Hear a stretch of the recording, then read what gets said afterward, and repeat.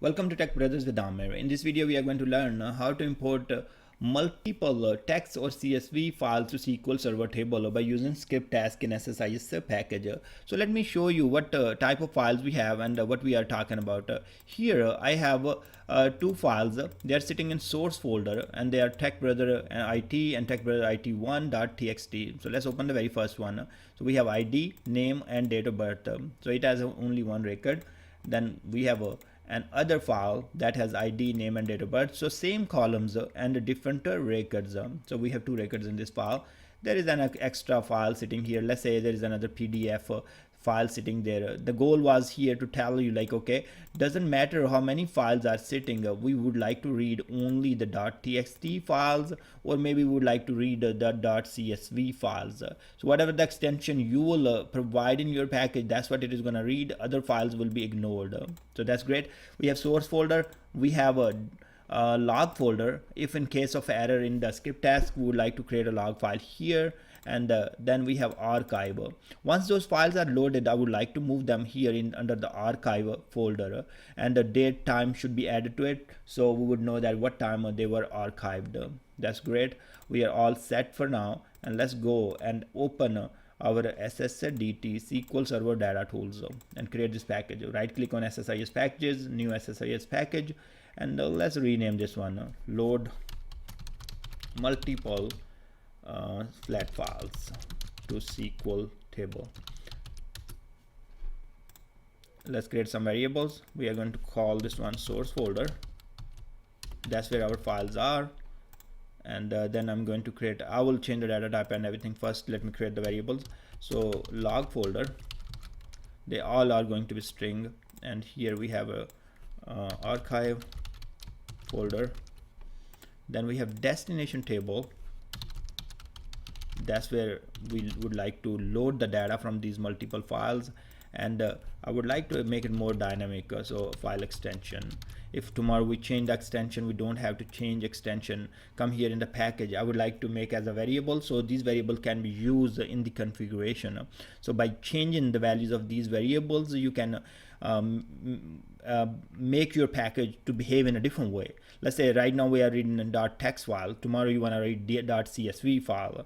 So here maybe your file has a delimiter comma today, but tomorrow maybe it will have a pipe. So all those kind of things, I like the way I create the packages where you have more variables and you can change them by using the configuration. You don't have to change the package.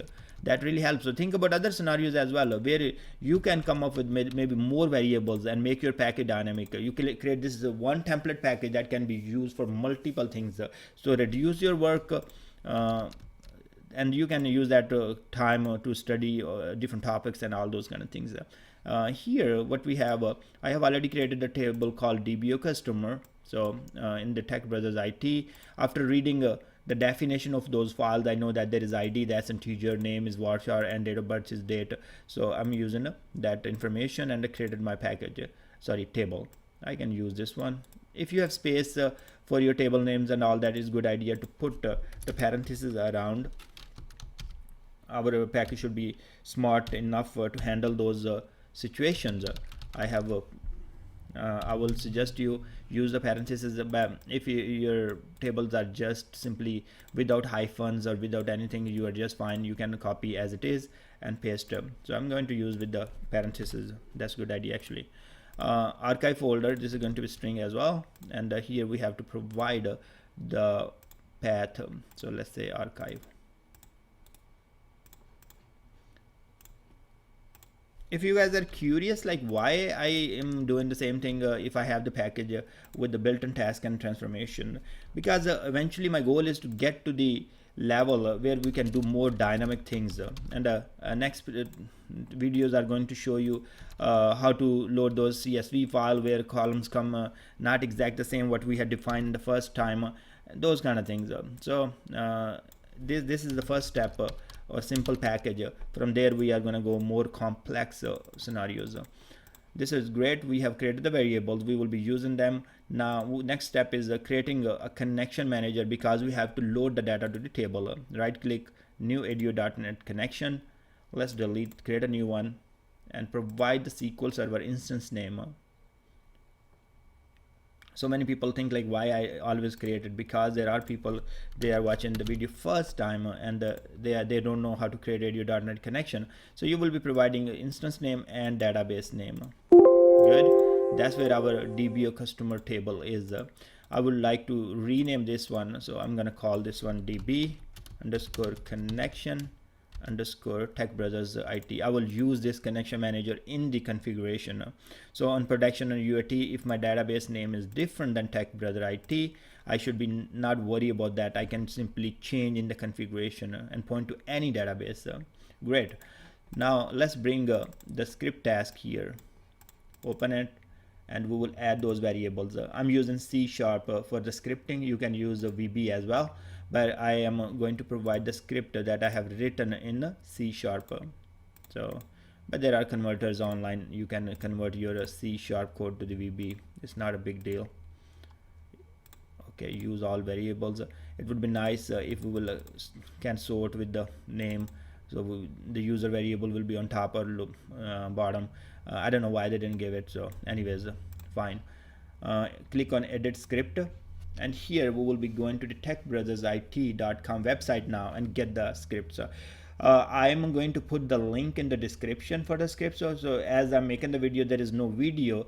That's the reason I have to go to techbrothersit.com and then go to the SSIS video tutorial, and under that I have to go to the script task, and all the way down there we have dynamic text or CSV files with the script task. This is the very first post here, so you can click here. Once you are there, you can take a look. I have written everything with the snapshots, so if you are in office you can't watch the video, you can go ahead and take a look from there. Now we will be adding some namespaces as we need to use some methods and instances from these namespaces. Come back to your namespaces tab in the editor and paste it there. System.io, as we will be reading files, we will use different methods and instances from system.io namespace. System.data.sql client, as we are writing the data to the SQL Server table. This is where this namespace will be used. We will use different methods and instances from this namespace. Come to the public void main and delete this success line. We don't need it because we have already included in the script. Let's go back here and copy this entire script all the way down here. Copy. I already have uploaded the script to the Google Drive. You can see here download script. If you want to try from there, open it, and it is more cleaner. But that also the part I just copied, that works just fine. Even it is split into multiple lines, and you see that that's very ugly. Still when you copy and paste in your editor, it just works fine. So you don't need to worry about that as long as you copy the whole thing. Now come back here in the editor and paste right here. Now here we need to pay some attention. Let's save it, build it. If you save and build it, it's just successful. If there is no syntax error, you are absolutely fine. But there are certain things you need to take care of it. You have variable names and you have a connection manager name. This script task does not validate them. So if you have a wrong variable here, let's say folder name 1, it's not gonna even care about it. And see here we have archive folder, destination folder, file delimiter, file extension, log folder, and all that. That should be exactly matching right here. So if they are case sensitive, if any is different, make sure you correct them here. Sometimes we have a naming standard rule, like we use var with every variable. In your company you might have that, so you have to come back and fix these variables. I believe in my case they are fine for now, but we'll see if there is any error. We will get the error, we'll see. First of all, I'm saying string date time, so that's the variable I'm declaring, and same in the year, month, day, and hour, and minute, and second. This date timestamp I will use in the error log information. As error happens, so I would know that what time error happened, and the log file will be created. I'm declaring some variables here and setting the value by using SSIS variables. Why? Because I don't want to use dts.variables all over. I want to use these variables. They are shorter name and they are simple, instead of using the whole thing in multiple places. Now I have these variables. Next, I need to read all those files from the folder. There could be only one file, or there could be hundreds of files in the source folder. So I want to loop through, but I'm interested to read only .txt file as of now. Come back. Here you see that I'm getting all those files from the directory and saying asterisk plus file extension. So whatever the name, fine, doesn't matter.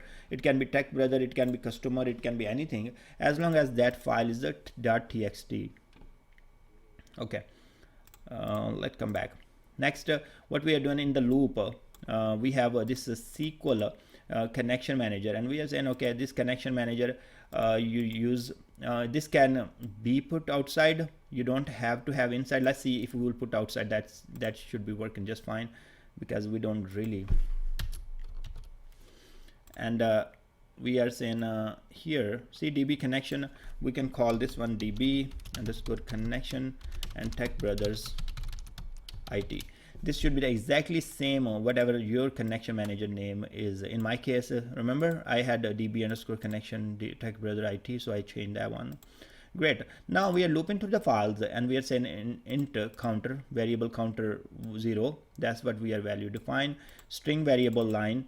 So now here we are saying system.io stream reader source file, and we are reading this file. This file name is the complete path for that. So this is the folder path, and it will get this file, or maybe this file, depending on whatever the file in the loop it will get. So that's the complete path for that file. Once it's get it, what's going to happen? It's going to read all those lines. See here, line is equal to source.file, read line not equal to null. So read at the end of the file. So read all the files read all the records one after one.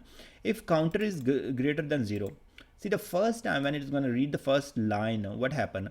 The counter was 0, so nothing really happened, because I want to ignore the header row. I don't care about header row at all. So in the next row is our data row. So we are building a query saying insert into table name and values, and reading a line and replacing that comma or a pipe or whatever with the comma, and putting single quotes around it. So I'm building in a other way. I'm building insert query for my table. Once that's done, I'm just running that, and counter is +1. So every time it's getting a new row, it will keep inserting. I will close the file once all this part is done. Then I will move that file to the archive folder. I will add that date time to it. So I remove the source folder path, I remove the file extension, and I have re-added that after that. So I need to add the date time and plus extension. Fine, this will do that one. And once this is success, the one file will be completely done. Now next file will come and run the same code over and over. So it is going to read each file, loop through the records, and insert it. In case of error, if error happen, what will be happening? We will go into the catch block, and that's where here in the log folder we will putting a log file. I call this one error log underscore datetime and dot log. You can call this one anything what you like. Copy. There are multiple ways. I mean, you can improve this code so much, and you can change little bit things and do a lot. So let's close this one. And now we are going to go ahead and run this package. Hit OK. Let's go to the table and see if there is any records.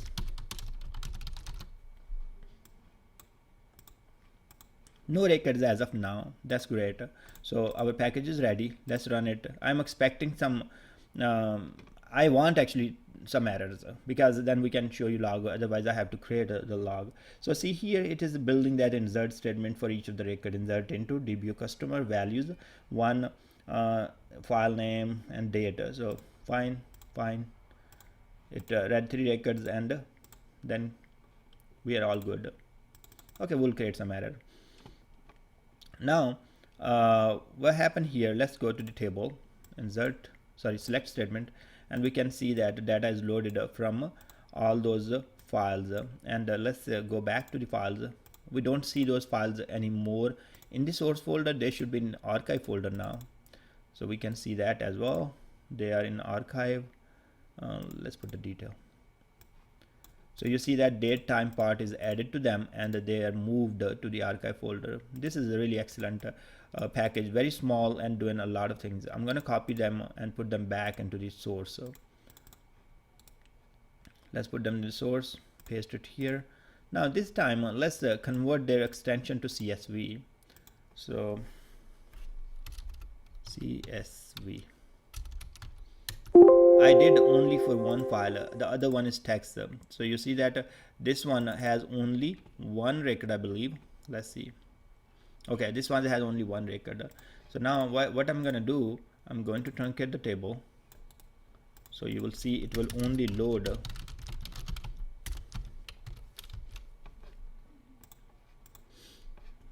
Let's run the package and change the extension before we do. If we want to load .text, fine. If we want to do load .csv, we'll load .csv. Let's go ahead and run it. It should only load one file and there is only one record. See, this is the only record. It completed successfully. Awesome. Now come back, take a look. It should have only one record. So that's great. Now let's go and experiment a little more. We'll say no. The file is let's say it is .txt, fine, but file delimiter is a pipe. So now what happened? We changed that one, we are getting those files, so we can use, let's say this file, I'm going to change from the comma to the pipe, and I have to make this change real quick.